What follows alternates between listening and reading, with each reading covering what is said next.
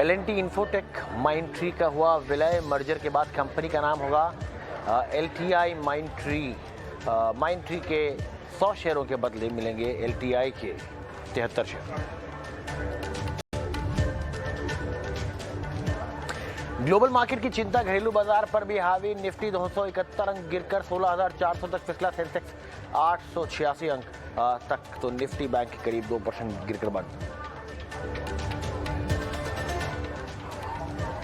Axis mutual fund में गड़बड़ी को लेकर एक्शन। एक्सिस म्यूचुअल फंड के 2 फंड मैनेजर्स वीरेश जोशी और दीपक अग्रवाल किए गए सस्पेंड। खबर के बाद एक्सिस बैंक का शेयर करीब 4% टूटा।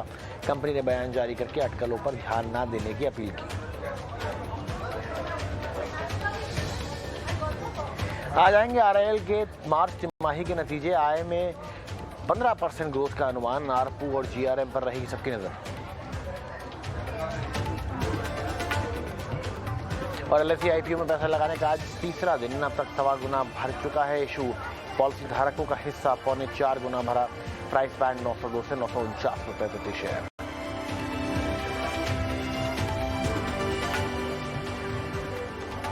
हॉर्स रेसिंग, कसिनोज और ऑनलाइन गेमिंग पर बढ़ सकता है टैक्स। ग्रुप ऑफ मिनिस्टर जल्द 28% GST को दे सकते हैं मंजूरी। ET नाउ स्वदेश की एक्सक्लूसिव खबर।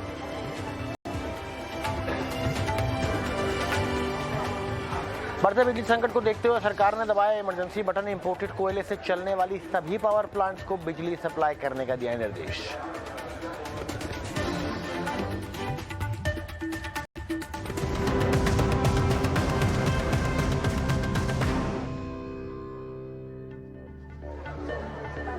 नमस्कार, स्वागत है आपका। मैं हूं उत्कर्ष चतुर्वेदी और आप देख रहे हैं स्वदेश विशेष। क्या है विशेष है आजकल चल रही बिजली की किल्लत। देश में इन दिनों जैसे जैसे गर्मी अपनी तपिश बढ़ा रही है, वैसे वैसे बिजली की डिमांड बढ़ रही है। और बिजली डिमांड के चलते कोयले की किल्लत भी लगातार बढ़ रही है, यानी कि आफत हर ओर से आ गई है। बिजली संकट के इस पावर प्ले से निपटने के लिए सरकार एक्शन में आई है। सरकार देर आई मगर क्या दुरुस्त आई है, इस पर करेंगे चर्चा। लेकिन उससे पहले देखते हैं ये रिपोर्ट।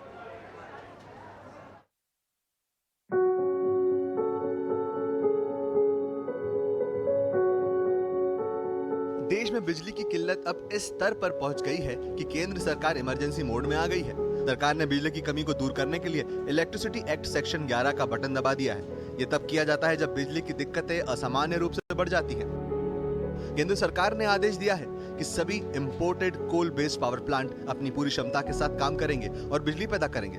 दरअसल सभी इंपोर्टेड कोल के महंगे के चलते ये पावर प्लांट काम नहीं कर रहे थे, क्योंकि जिन राज्यों के साथ उनके बिजली खरीदने के लिए PPA यानी पावर परचेस एग्रीमेंट हुए थे, उन राज्यों ने महंगी बिजली खरीदने से मना कर दिया था।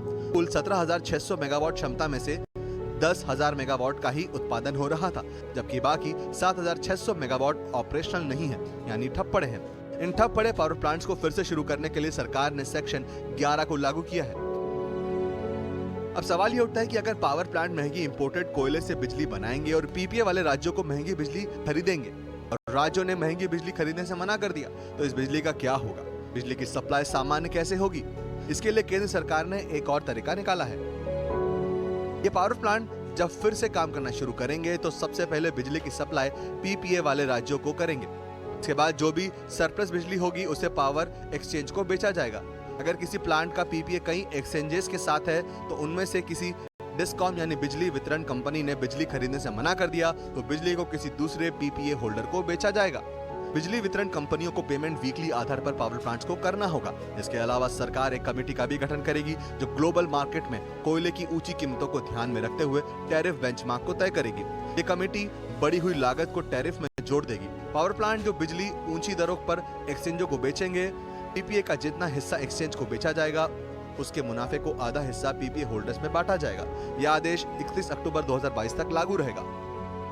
इसके पहले सरकार ने कोयले की सप्लाई और कमी को लेकर एक समीक्षा बैठक की थी, इसमें राज्यों को ब्लेंडिंग के लिए तुरंत कोल इंपोर्ट करने का निर्देश दिया था। सरकार की योजना है कि इंपोर्टेड कोयले का इस्तेमाल मई से ही किया जाए। राज्यों को रेल कम रोड के जरिए जल्द से जल्द कोयले की सप्लाई का आदेश दिया गया है। जो राज्य कोयला नहीं खरीदेंगे उसे दूसरे राज्यों को दे दिया जाएगा। ऐसे में बिजली कटौती की जिम्मेदारी भी उसी राज्य की होगी। ताजा जानकारी तक महाराष्ट्र और गुजरात ने कोल इंपोर्ट के लिए ऑर्डर जारी कर दिया है। पंजाब, तमिलनाडु, उत्तर प्रदेश, पश्चिम बंगाल, झारखंड, ओडिशा और हरियाणा राज्य भी जल्द ही ऑर्डर जारी करेंगे। प्रकाश प्रियदर्शी, ET नाउ स्वदेश। चलिए, इस पर और बातचीत के लिए हमारे साथ जुड़ गए अनिल राजदान, जो कि पूर्व ऊर्जा सचिव हैं, और RS शर्मा, जो कि चेयरमैन हैं NTPC के। सबसे पहले अनिल सर, आपके पास आना चाहूँगा। अगर देखा जाए तो दिक्कत कोयले की है इस समय, लेकिन अगर ये इम्पोर्टेड कोयल इस्तेमाल किया जाता है तो क्या आपको लगता है राज्यों को दिक्कत होगी इनसे इनसे पावर खरीदने में? क्योंकि कहीं ना कहीं जो राज्य हैं वो काफ़ी डेफिसिट में चल रहे हैं इस समय। ये बात सही है कि इसमें जो कीमत की बात है पूरी, वही है असली मुद्दा।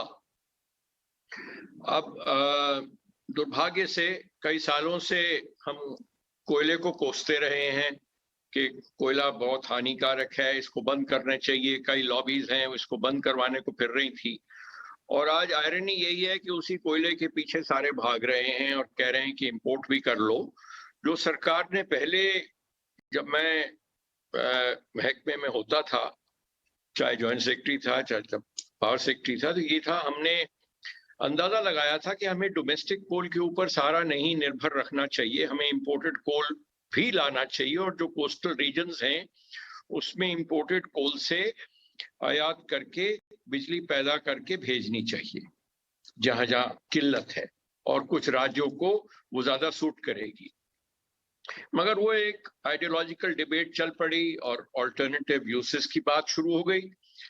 मगर आज कोयले की कीमत जो है वो काफी उछाल ले चुकी है, उसका ट्रांसपोर्टेशन भी महंगा है, और unfortunately transportation with in the country भी महंगा है। वो कोल का ट्रांसपोर्टेशन आप दूसरे पैसेंजर भाड़े को सब्सिडाइज कर रहा है, जो कि एक कीमत पे और मार पड़ रही है। और नीचे जाके ये है कि अब जो ये महकमा है, ये एक किस्म से रेगुलेटर्स के पास जो नया एक्ट गया है 2003 का, उसके बाद ये रेगुलेटर्स के पास काफी इसकी पावर चली गई है। और एक जो सही समस्या है वो यही है, जो जड़ वाली है, कि आपका टैरिफ सही सेट होना चाहिए। ये नहीं कि आप फ्यूचर प्रॉफिट्स में से उसका टैरिफ आज घटा दो कि जब होंगे तब करी जाएगी, वो तब की तब देखी जाएगी। सही टैरिफ सही होना चाहिए। और बिजली के मामले में मैं समझता हूं पहले उपभोक्ता को उसका भुगतान करना चाहिए, बाद में जिस सरकार ने उसको सब्सिडी देनी है वो दे दे उसको, मगर पहले यूजर को पूरा भुगतान करना है, डिस्ट्रीब्यूशन कंपनी को, ताकि वो आगे ट्रांसमिशन कंपनीज को और जनरेटिंग कंपनीज को और इन टर्न जो कोल सप्लायर्स हैं उनको समय पर अदायगी कर सके। तो ये जो है आई थिंक फंडामेंटल चीजें हैं। बिजली हमेशा जब से हमने सर्विस में होश संभाली, एक इसेंशियल सर्विस मानी गई थी। इसेंशियल सर्विस मेंटेनेंस एक्ट में भी इसका प्रोविजन था कि ये इसेंशियल सर्विस हमेशा रन करनी चाहिए। मगर अब इसके बाद थोड़ा ये सोफिस्टिकेशन आ गया। 2003 एक्ट में दूसरा रेगुलेटर इंट्रोड्यूस हो गया, दूसरे नुआंसेस आ गए। मगर इसमें बात यही है कि बिजली की कीमत उपभोक्ता को अदा करनी है, क्योंकि no power is more expensive than no power at all. जी, ये बहुत इंपॉर्टेंट बात कही आपने सर।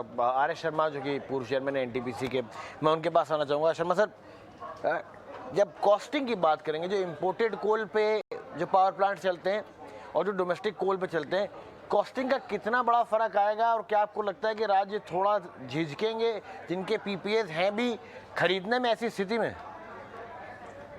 मैं आपको ये बताऊं कि इंपोर्टेड कोयले की इसमें जो कॉस्ट चल रही है, यदि टन जा रहा है, ये इसमें गार करीब 4000 में,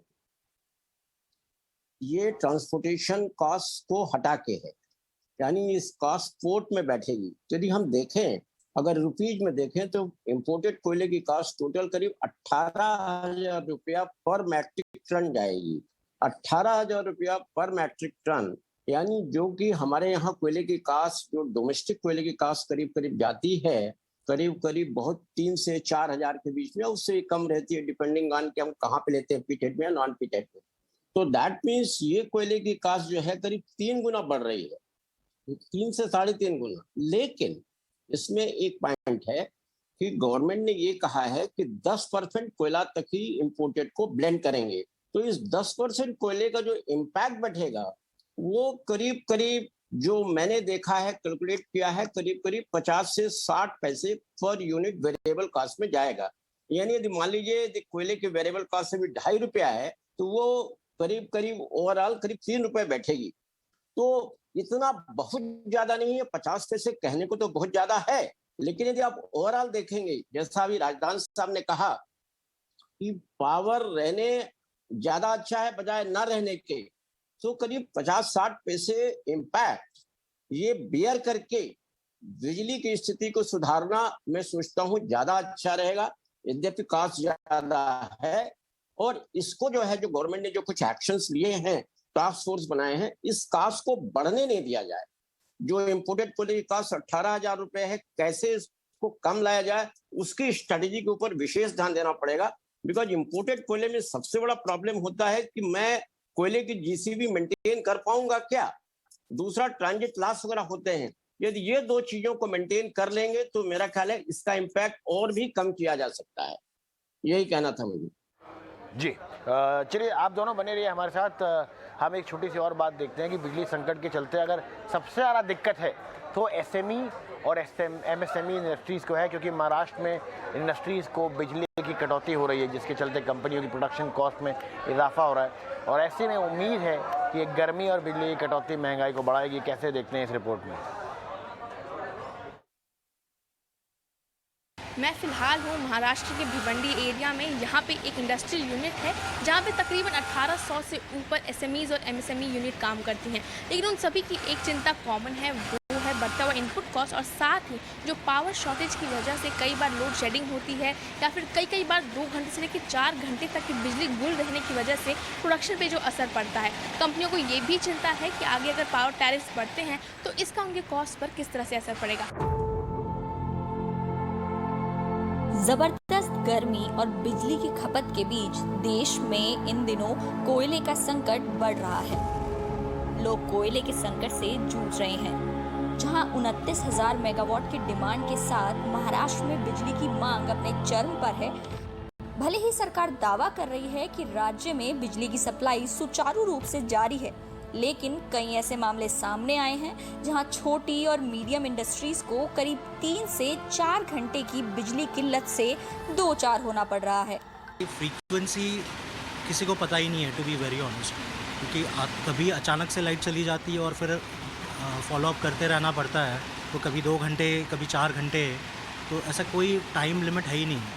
और इस तरह के, देखिए हम इंडस्ट्रियल एरिया में बैठे हुए हैं और एक स्पेशल इकोनॉमिक जोन की तरह ही है ये पूरा एरिया। उसमें अगर इस तरह से इलेक्ट्रिक बोर्ड इस तरह से काम करेगा तो it will be very difficult कोई भी इंडस्ट्रियलिस्ट के लिए काम करना।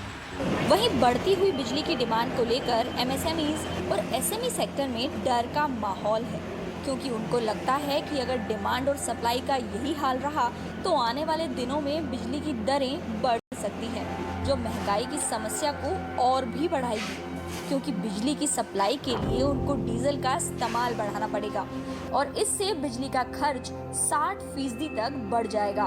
वहीं एग्री प्रोसेसिंग कंपनियों को कोल्ड स्टोरेज में 24 घंटे बिजली की जरूरत होती है, जो कि उनके कुल प्रोडक्शन के खर्च का 15% होता है।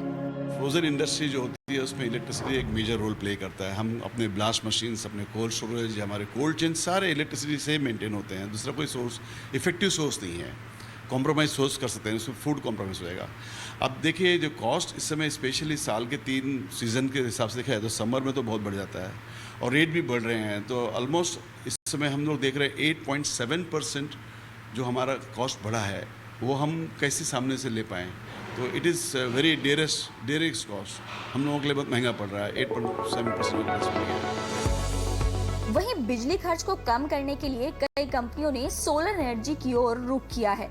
कुछ कंपनियां अपनी कुल मांग का 20% इन्हीं सोलर पैनल की मदद से पूरा कर रही हैं, क्योंकि इस गर्मी के मौसम में सूरज की किरणें साथ दे रही हैं। हालांकि ग्रीन एनर्जी के दूसरे तरीके भी हैं, लेकिन अभी इनके इस्तेमाल में कई चुनौतियां हैं। सोलार जो पावर है वो तो भूमि इंडस्ट्रियल पार्क ने सप्लाई कर रहे हैं, उनका per unit cost very competitive है, वो ग्रिड में चला जाता है तो रिबेट मिलता है, तो उनका जो रूफटॉप सोलार पैनल से जितना भी चाहिए पावर वो दे सकते हैं हमको। तो वो अगर इधर कुछ प्रॉब्लम होएगा तो we will be relying on the solar power, तो समर में तो अच्छा मिल जाता है, मानसून में थोड़ा प्रॉब्लम होता है, but that will be very beneficial for us if we expand that solar power का हम जो इनपुट आएगा तो उससे हमारा कॉस्ट थोड़ा बैलेंस हो जाएगा। बिजली संकट के बीच केंद्र और राज्य के बीच कोयले की सप्लाई को लेकर ब्लेम गेम जारी है। महाराष्ट्र सरकार ने केंद्र पर आरोप लगाया है कि वो अपने पावर प्लांट में कोयले की सप्लाई नहीं कर रहा है, जबकि केंद्र के मुताबिक महाराष्ट्र न तो कोयले का इंपोर्ट कर रहा है और न ही कोल इंडिया के बकाये का भुगतान कर रहा है। बता दें कि अप्रैल 2022 तक महाराष्ट्र में कोल इंडिया का 2600 करोड़ रुपए बकाया है, जो कि सभी राज्यों में से सबसे ज्यादा है। ऐसी कई एमएसएमईज यानी छोटी और मझौली ऐसी कई कंपनियां हैं जिनको 24 घंटे बिजली की ज़रूरत होती है, चाहे कोल्ड स्टोरेज के लिए हो, चाहे अपना प्रोडक्शन जारी रखने के लिए। ऐसी कंपनियों के लिए पावर डिमांड ज़रूर बढ़ी है इस गर्मी के सीज़न में, लेकिन उन्हें एक चिंता ज़रूर है कि आगे चलकर अगर दाम यानी पावर टैरिफ बढ़ते हैं तो उन्हें किस तरह का हिट लेना पड़ेगा। हालांकि कई कंपनियां कहती हैं कि उनके कॉस्ट कंपोजिशन में उतना बड़ा हिस्सा पावर नहीं है, लेकिन फिर भी अगर दाम बढ़ते हैं तो जो ओवरऑल इनपुट कॉस्ट के बढ़े हुए दामों के तले वो ऑलरेडी दबे जा रहे हैं, उस पर असर ज़रूर पड़ेगा। साथ ही कई कंपनियां कोशिश में भी हैं कि वे ग्रीन एनर्जी की तरफ शिफ्ट करें, लेकिन उसके लिए जो इनिशियल इन्वेस्टमेंट की ज़रूरत पड़ती है वो काफ़ी ज़्यादा है। खुशबू तिवारी, ET नाउ स्वदेश। चलिए, इस बातचीत में हमारे साथ BM वर्मा भी जुड़ चुके हैं, जो कि पूर्व चेयरमैन हैं JSEB के। वर्मा सर, सवाल जो हमने अभी देखा कि इंडस्ट्री इस बात से तो परेशान है कि कई दाम बढ़ गए, पर बिजली में कटौती होने वर्सेस थोड़ा ज़्यादा दाम देने, क्या आपको लगता है कि जो अब नीति है इम्पोर्टेड कोल को लाने की, उन पावर प्लांट को चलाने की, वो ज़्यादा बेहतर है वर्सेस बिजली की कटौती होने के? नहीं, देखिए, इस सब तो सिचुएशन ये है कि आपके पास कोई चॉइस ही नहीं है। जिस तरह का कल का जो रिव्यू हुआ है उसमें imported coal based power stations को टोटली पास थ्रू दे दिया गया है।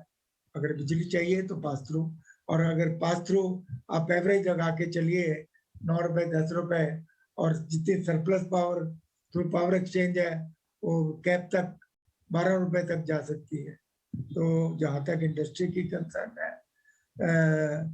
कि वो कॉस्टली पावर तो होगी, पर हमें हर बार हम जो है patch work distribution power sector के रिफॉर्म्स में छोटे छोटे को क्राइसिस आता है, कुछ पॉलिसी डिसीजन होता है, कोई क्राइसिस आता है, फिर हो जाता है, घूम फिर के हर साल हम देखते हैं कुछ नई से नई प्रॉब्लम्स आ जाती हैं। ये एक प्रेडिक्टेबल सेक्टर है। हमारे पास ऑयल नहीं है, हमारे पास गैस नहीं है, हमारे पास दो ही रिसोर्सेज हैं, एक कोयला, एक हाइड्रो, और तीसरा सेक्टर जो which I strongly believe that we should do is nuclear, पर बड़ी लॉन्ग टर्म पोजीशन है। पर आज भी अगर इस चीज को हम फर्म अप ना करें तो सिचुएशन वही रह जाती है। तो एक टाइम आ गया है जबकि आपको एक अकाउंटेबिलिटी फिक्स करनी पड़ेगी कि उन ऑफिसर्स के ऊपर, उन ऑर्गेनाइजेशंस के ऊपर जहां से ये प्रॉब्लम बार और पिछले 20-25 सालों से ये चल रही, तो सिचुएशन इम्प्रूव होती है, इसके नहीं है, पर जहां तक प्रेडिक्टेबिलिटी है वो एक रीजन एक अलग अलग बन जाता है। इतना इस बार जैसे हमारा समर, आई एग्री, समर से लोड बढ़ा है, पर फिर भी इतना नहीं है जो कि हम अगर हम नॉर्मल प्लानिंग करते, चीजें ठीक होती, वहीं पे वहीं आ जाते। अब रेलवे की बात है, रेलवे का अगर कोयला माइन से पावर स्टेशन से नहीं जा रहा तो अब आपको पोर्ट से जाएगा, फिर वही नेटवर्क आता है, फिर वही वैगन इश्यूज आते हैं।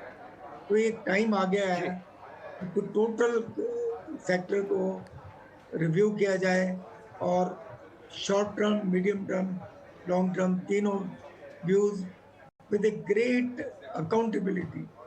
अभी क्या है, अगर हम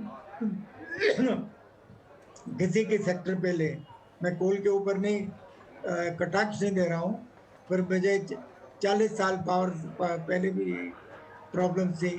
तो कोयले की शॉर्टेज, कोयले के अंदर पत्थर, कोयले के अंदर मॉइस्चर, कोयले के अंदर शॉर्टेज, तो ये चीज़ें अब इसलिए हाईलाइट नहीं होती क्योंकि सारी ओवरऑल सिचुएशन के अंदर कवर हो जाती है।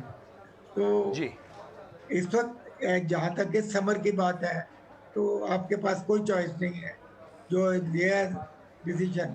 But what led to this situation, ये जो है, और एक स्ट्रॉन्ग मैसेज आना चाहिए कि जी। जब तक प्रॉब्लम तभी सॉल्व होती है जब प्रधानमंत्री लेवल पे जाती है जी या अमित शाह जी के लेवल पे आती है। उन स्टेट्स की देखिए जहाँ कोल सरप्लस है, जहाँ झारखंड है जैसे, जी तो सर। चारों तरफ कोयला ही कोयला है, और वहाँ पे भी अब आपने देखा कि साक्षी जी सर। इन्होंने अपने ट्वीट जी में, सर। और ट्वीट ये लास्ट मोमेंट पे है, कोई भी अगर वीआईपी ट्वीट करना चाहता है, दैट मींस ही और she is fed up of this situation. तो जी अनिल सर, अभी अनिल सर जी। आपके पास आना चाहूँगा यहाँ पर। जो बात हमें कही बीएम वर्मा सर ने कि आखिर ये हुआ क्यों, आखिर ये हुआ क्यों, उसकी क्या वजह है, और उस पर थोड़ा चिंतन होना ज़रूरी है, क्योंकि अक्सर हम ये सुनते रहते हैं कि जो अनिल शर्मा साथ नहीं है। आर्य शर्मा सर आपके पास ये सवाल पूछना चाहूँगा कि जो बात बीएम वर्मा सर ने कही कि आखिर ये हुआ क्या ऐसा कि हालात यूँ आ गए, क्योंकि अक्सर अब हम सुनते रहते हैं कि हर स्टेट अपने आप को कहता है कि हम तो पावर सरप्लस स्टेट हैं। तो ऐसी क्या बात हुई कि अब सडनली एकदम से पावर कट और पावर क्राइसिस की बात हो रही है? देखिए, मैं ये कहना चाहूँगा कि इसमें 2-3 फैक्टर्स हैं। देखिए, मेरे पास एक डाटा है जो मैं देख रहा हूँ कि अप्रैल 22 में जो हमारी जो पावर रिक्वायरमेंट जो बढ़ी है as compared to 21, it's about 11% increase है, करीब 11.5% इंक्रीज हुई है पावर की डिमांड। कोयला जो प्रोडक्शन बढ़ा है, लेट अस एक्सेप्ट दिस, कोयला प्रोडक्शन बढ़ा है, कोयला प्रोडक्शन करीब 4% बढ़ा है। सो ये जो पावर डिमांड जो बहुत ज्यादा बढ़ी है, उसके हिसाब से कोल प्रोडक्शन को भी बढ़ना पड़ेगा, कोल लॉजिस्टिक को भी उसी तरीके से बढ़ना पड़ेगा। मैं डाटा देख रहा था जो मिनिस्ट्री ऑफ कोल ने जो डाटा रिलीज किया है, उसके हिसाब से करीब अप्रैल के महीने में करीब 700 लाख कोयला ट्रांसपोर्ट हुआ है। 700 लाख यदि कोयला आप बोले तो ये करीब 23 लाख पर डे करीब आता है। आपकी इस समय कोयले की रिक्वायरमेंट करीब 24 लाख डेली से ज्यादा है। आपका जो जनरेशन जो हो रहा है इस समय कोयले के बेस पे, आपकी कंट्री में अभी भी करीब 80% जनरेशन है, जो मेरे पास डाटा है 78.5 आपका उसमें है अप्रैल के महीने का। और ग्रीन रिन्यूएबल सब ठीक है कि बहुत अच्छा है, लेकिन इसका फायदा आपको आगे मिलेगा। अभी यदि मैं देखूं नॉन फॉसिल फ्यूल जिसको हम कहते हैं, कंट्रीब्यूशन मात्र 20% है, रिन्यूएबल हाइड्रो और न्यूक्लियर मिला के सिर्फ 20% है। तो आपका कोयले का रिक्वायरमेंट नेचुरली बढ़ेगा। अब रेलवेज और जो है कोल एंड पावर सेक्टर इटसेल्फ, एक और जो एक एनोमली हुई है जिसको कि शायद देखना पड़ेगा कि जो हमने अप्रैल का महीना स्टार्ट किया, I will not like to give the data though I have, because that could not be right, कि अप्रैल 22 में 1 अप्रैल को क्या मेरा कोल स्टॉक क्या था और अप्रैल 21 में क्या था। क्या हम अप्रैल 22 में 20 और 21 की लर्निंग लेके क्या हम अप्रैल 22 में कोल का स्टॉक बढ़ा पाए क्या, और यदि नहीं बढ़ा पाए तो फिर क्यों। अब देखिए मेन प्रॉब्लम घूम फिर के सब कुछ वही आ जाता है। चलिए इम्पोर्टेंट सवाल है जो आर्य शर्मा सर ने बोला। अनिल रज़ान सर, मेरे पास समय काफ़ी कम है, शायद तक 1 मिनट का समय होगा मेरे पास यहाँ पर, लेकिन आपसे भी ये सवाल मैं क्लोजिंग कमेंट में पूछना चाहूँगा। जो बात हमसे बीएम वर्मा सर ने कही, जो बात आर्य शर्मा सर कर रहे हैं कि आखिर ऐसी क्या बात हुई ऐसे हमारे क्या प्रिपरेशन में हमारे कमी रही कि हम पहले सुनते थे पावर सरप्लस स्टेट है सब जगह से, और अब पावर क्राइसिस की बात हो रही है। 60 सेकंड का समय होगा, लेकिन आपकी व्यू में इसमें जरूर चाहूंगा।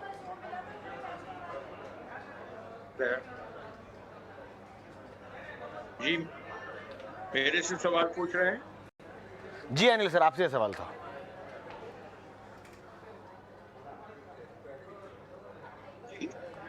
देखिए, कोई भी आपका जो प्लानिंग है उसमें मैक्सिमम डिमांड का प्रोविजन रखना चाहिए, कुछ और स्पेयर कैपेसिटीज भी होनी चाहिए। अभी तो शुक्र है कि हमारे प्लांट्स ठीक चल रहे हैं, कोई ब्रेकडाउन्स हो सकते हैं, सिस्टम के भी ट्रांसमिशन में कोई ऑल्टरनेटिव आपके सोर्सेज रखने पड़ते हैं जो कंटिंजेंसी रिजर्व्स हैं। वो कंटिंजेंसी रिजर्व्स बिल्कुल मैं समझता हूं वो मिनिमम लेवल पे आ गए थे। और जो हमारी डोमेस्टिक प्रोडक्शन है उसके अलावा जो दूसरी इंपोर्ट्स भी हैं वो पीछे 1-2 साल अनयूजुअल ईयर्स रहे कोविड की वजह से, और अब एकदम गर्मी की जो मार पड़ गई तो वो एकदम दोहरी मार से हमारा सिस्टम उसमें, हालांकि उसमें कैपेसिटी है मगर उसमें फ्यूल की कमी आ गई। दूसरा, हमने ये अभी रियलाइजेशन होनी चाहिए कि base load power last 10 seconds कर रहे हो, आपको न्यूक्लियर पे हेविली एक्सपेंड करना चाहिए क्योंकि चाइना उसी तरफ जा रहा है। जब आपको अगर कोल बंद करने होगा आपको न्यूक्लियर में जाना होगा। सोलर को जितना हम ऐड कर सकते हैं वो करें, और एनर्जी इफिशिएंसी की तरफ हमें जाना चाहिए। और दूसरे जो वायबिलिटी है सेक्टर की, वो प्राइम इंपॉर्टेंस है कि अदायगी होती रहनी चाहिए ताकि कॉन्ट्रैक्ट्स ऑनर हुए। ये 1 लाख करोड़ से ज्यादा जो ओवरड्यूज बन गए हैं, कैसे बिजनेस ऐसे रेगुलेटर्स को। बहुत बहुत शुक्रिया आपसे बात, चलिए बहुत बहुत शुक्रिया सर हमसे बात करने के लिए। हमारे पास समय खत्म हो चुका है। आप तीनों का बहुत बहुत शुक्रिया हमसे बात करने के लिए। उम्मीद करते हैं कि जल्दी ये दिक्कत सुलझेगी और गर्मी से भी राहत मिलेगी और पावर कट से भी राहत मिलेगी। तब तक आप देखते रहिए ET Now स्वदेश, और अपना और अपने का ख्याल रखना नहीं भूलना है।